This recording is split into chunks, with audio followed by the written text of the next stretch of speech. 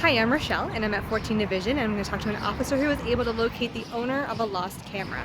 So I got contacted by a member of the public about 3 months ago who said, hey, my brother-in-law, he was in New York City on holidays, and while he was in Broadway, found a camera on the ground. And so he looked everywhere. He asked the people that worked there, do you know who may have reported a camera stolen? Nobody could tell him or help him out at all. So he started to look through the photographs, and when he was looking through the photographs, he found a picture of a car with an Ontario license plate.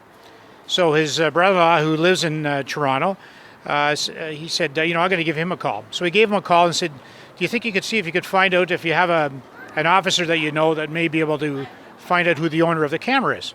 So I got contacted, and I started looking at the license plate. I started doing some checks, and I found the owner of the vehicle lived in 11 Division, which is our neighboring division because I work at 14. So I went over and did a bunch of door knocks, a bunch of phone calls, just doing a reverse listing on our 411, and eventually I was able to get in contact with the owner of the car. And I said, do you happen to have been in New York City lately? And she says, well, yes, I was. And how is there a problem?